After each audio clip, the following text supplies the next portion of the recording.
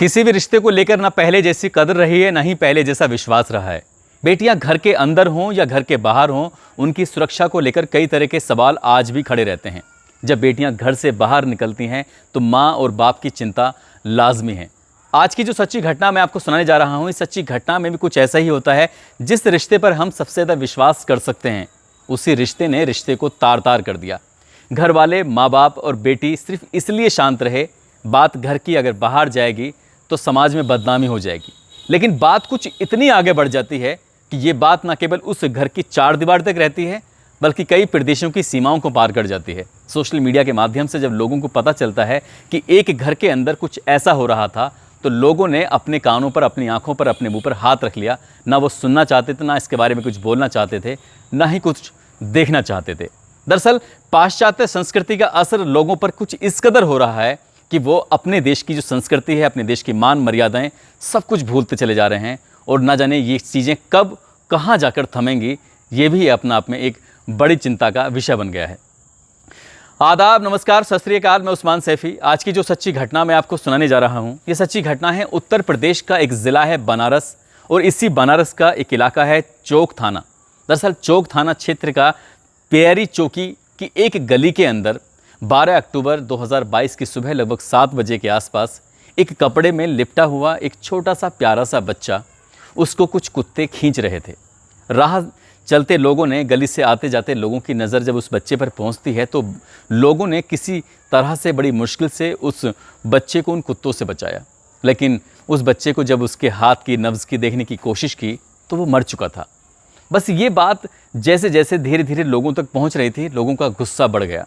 बड़ी संख्या में लोग अपने घरों से बाहर निकले और यही जानने की कोशिश कर रहे थे कि आखिरकार ये पाप किसने किया है। तुरंत ही पुलिस को सूचना दी जाती है, पुलिस मौके पर आती है और पुलिस लोगों की बातें सुनने के बाद पुलिस भी सक्रिय हो जाती है। पुलिस को भी लगता है कि वाकई कुछ तो गलत हुआ है। अब पुलिस अपने स्तर से इस मामले की जांच पड़ताल में जुट जाती है। पुलिस सबसे पहले उस इलाके के जितने भी सीसीटीवी कैमरे लगे हुए थे, उन सीसीटीवी कैमरे को खंगालने की कोशिश करती है। तभी पता चलता है कि सुबह के लगभग 4-5 बजे के आसपास एक व्यक्ति कपड़े में लपेटकर किसी बच्चे को ऐसे ही जा रहा था, और जब उसने देखा कि आसपास उसको कोई नहीं देख रहा है, तभी उसने उस बच्चे को गली में फेंक दिया।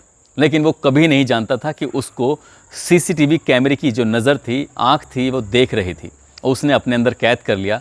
पुलिस वालों ने उसी फुटेज को अपने मोबाइल में उतारा और मोबाइल में उतारने के बाद आसपास की गलियों में घूमने लगते हैं, ये देखने के लिए कि इस कद-काठी का कौन व्यक्ति है, क्या कोई पहचानता है कि नहीं पहचानता है। हालांकि पुलिस को कड़ी मशक्कत करनी पड़ती है, कई घंटे बीत जाते हैं, तब कहीं जाकर एक व्यक्ति का पता चलता है कि उस फुटेज के अंदर जो चेहरा था वो साफ नहीं दिख रहा था, लेकिन कदगाठी बिल्कुल साफ दिख रही थी। उस कदगाठी को लोग पहचान लेते हैं और कहते हैं कि एक मंडुआडीह एक जगह है, मंडुआडीह के होटल के अंदर ये व्यक्ति काम करता है और ये अपनी 3 बेटियों के साथ रहता है। साथ ही इसकी बहन, बहनोई और इसकी एक भांजी है जो 23 साल की है, वो भी रहती है। अब पुलिस के लिए ही नहीं बल्कि आसपास के लोगों के लिए भी एक सवाल बन गया कि घर में 4 बेटियां हैं, आखिरकार किसी भी बेटी के साथ ये हादसा हो सकता है। पुलिस इस मामले की जांच पड़ताल में जुट जाती है। पहले उसकी सगी बेटियों से बातचीत करने की कोशिश करते हैं, लेकिन सगी बेटियां थोड़ी छोटी थीं। उसके बाद जो उसकी सगी भांजी होती है, जिसकी उम्र लगभग 23 साल के आसपास होती है, उसके पास जाते हैं, उससे बातचीत करने की कोशिश करते हैं तो वो लड़की घबरा जाती है, परेशान हो जाती है। जब घबरा जाती है, उसी से बातचीत करने की बार बार कोशिश कर रहे थे, तब वो फूट फूट के रोने लगती है। और फूट फूट के जब रोती है तो अपनी दर्द, अपनी परेशानी, अपने वाक़या जब पुलिस को बताते हैं तो पुलिस भी सुनकर सन्न रह जाती है। दरअसल ये लड़की बताती है कि लगभग 1 साल से इसका मामा इसके साथ ऐसे ही गंदी हरकत कर रहा था।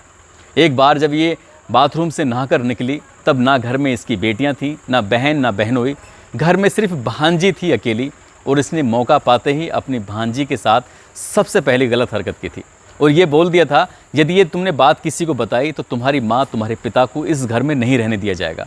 वो लड़की डर जाती है और इसको इस कदर डराया जाता है कि वो अपने मुंह की आवाज़ ही नहीं खोल पाती।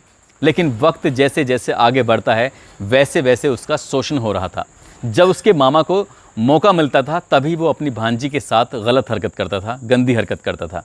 जब भी मौका मिलता था, धीरे धीरे वक्त आगे बढ़ रहा है। मार्च 2022 को ये लड़की प्रेग्नेंट हो जाती है और इस बात का इसको बिल्कुल भी इल्म नहीं था, बिल्कुल भी जानकारी नहीं थी।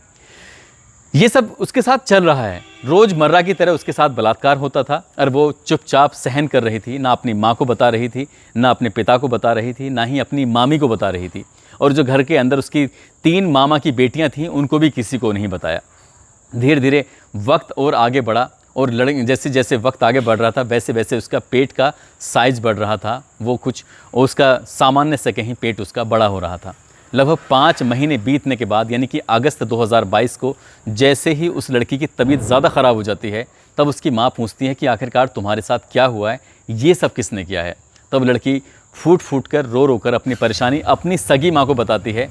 तो सगी माँ भी सन्न रह जाती है ये सुनने के बाद कि उसके सगे भाई ने आखिरकार ऐसा कैसे कर दिया। तभी वो ये बात कहीं बाहर ना जाए, वो चुपके से अपनी बेटी को डॉक्टर के पास लेके जाती है। डॉक्टर से कहती है कि मैं अपनी बेटी का अबॉर्शन कराना चाहती हूँ, इसका गर्भपात कराना चाहती हूँ। लेकिन डॉक्टर ने साफ इनकार कर दिया, यदि इस बच्चे को इसके पेट से बाहर निकालने की कोशिश भी की तो बच्चा तो बच जाएगा ही जाएगा, साथ ही बेटी भी मारी जाएगी। इसलिए बेटी की सुरक्षा को लेकर उस बेटी को वो अपने घर लाती है। घर लाने के बाद अपने भाई से बातचीत करती है, भाई से कहती है कि तुमने जो किया है वो अच्छा नहीं किया। तब से इस घर के अंदर कलेश रहने लगा, लेकिन मजबूरन उस मामा ने, क्योंकि वो दबंग मामा था, उसने अपनी भांजी, अपनी बहन, अपने बहनों को घर से जाने ही नहीं दिया। और वक्त धीरे धीरे और आगे बढ़ने लगता है। जब लगभग 7 महीने हो जाते हैं तब वो किसी डॉक्टर से मशवरा करने के बाद, सलाह लेने के बाद अपनी ही भांजी को कुछ ऐसी दवाइयाँ देता है जिससे क्या उसके पेट से जल्दी से वो बच्चा पैदा हो जाए। बच्चा पैदा ज़रूर होता है 11 अक्टूबर 2022 की रात को, और वो पैदा होते ही वो मर जाता है। उसको एक कपड़े में लपेटा जाता है और कपड़े में लपेटने के बाद उसको एक गली के अंदर फेंक दिया जाता है। उनको लग रहा था कि ये जो राज था हमेशा हमेशा के लिए दफन हो चुका है, अब किसी को कुछ भी नहीं पता चलेगा। लेकिन घर वाले भी यही चाहते थे कि ये बात अब 4 दीवारी से बाहर नहीं जानी चाहिए। लेकिन बात 4 दीवारी से बाहर तो बाहर, उस ज़िले से भी बाहर पहुंच जाती है, उस प्रदेश से बाहर पहुंच जाती है, जब मेन स्ट्रीम मीडिया की, प्रिंट मीडिया, चाहे बड़े बड़े अखबार हों, टेलीविज़न हो, सभी लोगों ने जब इस घटना को अपने वेब पोर्टल पर, वेबसाइट पर कवरेज किया तो ये कई सीमाओं को पार कर जाती है। और तब एक रिश्ता, जो एक ऐसा रिश्ता जिस पर हम बिल्कुल भी यकीन नहीं कर सकते, ना समाज इस बात की इजाज़त देता है, ना कानून इस बात की इजाज़त देता है, उस रिश्ते के बारे में जब लोगों को पता चलता है तो अपने ही रिश्ते पर विश्वास करने को जी नहीं चाहता कि एक सगा मामा अपनी भांजी के साथ आखिरकार ऐसा कैसा कर सकता है। बात पुलिस तक पहुंचती है। पुलिस गंभीर धाराओं में मुकदमा दर्ज करने की जब कोशिश करती है तो लड़की के माँ बाप मुकदमा दर्ज कराने के लिए तैयार ही नहीं होते। वो मना कर देते हैं कि हम कोई मुकदमा नहीं चाहते हैं, बस हमें बदनाम मत करिए। इतना सब कुछ होने के बाद भी माँ बाप ने फिर भी तहरीर नहीं दी। लेकिन एसीपी डी अवधेश कुमार ने इस मामले को गंभीरता से लिया और मुकदमा दर्ज कराया। साथ ही मामा को गिरफ्तार करने के बाद, अदालत में पेश करने के बाद, जो कोर्ट में हाजिर करते हैं, उसके बाद उसको जेल भेजा गया। साथ ही लड़की की काउंसलिंग कराई जा रही है। लड़की भी हालांकि 23 साल की है, वो बालिग है, लेकिन उसने ऐसा क्यों किया, क्यों नहीं किया, पुलिस उसको भी लेकर कई तरह के सवाल कर रही, क्योंकि उसके साथ लगभग 1 साल से ऐसा ही घिनौना कृत्य हो रहा था, ऐसा ही घिनौना काम हो रहा था। पुलिस इस मामले की अभी जांच पड़ताल में जुटी है। पुलिस का कहना है कि जो भी दोषी होगा उसे किसी भी कीमत पर बख्शा नहीं जाएगा। दोस्तों, इस घटनाक्रम को सुनाने का उद्देश्य किसी को परेशान करना नहीं है, किसी का दिल दुखाना नहीं है, बल्कि आपको जागरूक करना है, आपको सचेत करना है। किसी के साथ भी यदि ऐसी कोई घटना होती है तो पहली ही बार में विरोध कर दीजिए। यदि आप विरोध नहीं करेंगे तो पहली बार का आधार बनाकर फिर आपके साथ लगातार गलत होता चला जाएगा, और 1 दिन 2 दिन, लेकिन इसकी सीमा कभी ख़त्म नहीं होती है। इसलिए आपके साथ गलत होता है तो उसका विरोध करिए, विरोध करेंगे तभी आप बच सकते हैं। जाते जाते कुछ लोगों के जन्मदिन हैं, जिसमें फैयाज हुसैन पूरनपुर से हैं, रामस्वरूप बिश्नोई, रवि यादव गया बिहार से हैं, सोनू पासवान बीसी कला बिहार से, मोहम्मद शाकिब प्लस आरिफ। इनको जन्मदिन की बहुत सारी शुभकामनाएं, बहुत बहुत मुबारकबाद। साथ ही कुछ लोगों ने नाम लेने की अपील की थी। फिरोजाबाद से आमिर खान हैं, रोहित इलाहाबाद से हैं, जय जौहर झारखंड से हैं, सबा सिद्दीकी लखनऊ से, रफ़ीक खान बहराइच से, अनुराग यादव करहल से, कृष्ण श्याम, नवजोत कौर पवन, मनोज कुमार यादव नेपाल से हैं, तौहीद झारखंड से हैं, मंजीत कुमार पटना बिहार से, देवेंद्र पाल सादिकपुर से हैं, रामलाल जाट गुजरात से हैं, नीरज कुमार औरैया से हैं, ध्यान सिंह, आकाश बिट्टू रसूलपुर से, विशाल मध्य प्रदेश से, विवेक कुमार बिहार से, अकरम सनी कुमार कुशीनगर से, अभिषेक कुमार बिहार गया से, सुमंत कुमार शाह बिहार जुमई से, कपिल सोम रेणु सोम मेरठ से, साथ ही सुमन राजस्थान से, देवेंद्र पासवान बेगूसराय से, शिवम अग्रवाल मुरैना से, महेश यादव मैनपुरी से, काशिफ खान बुलंदशहर से।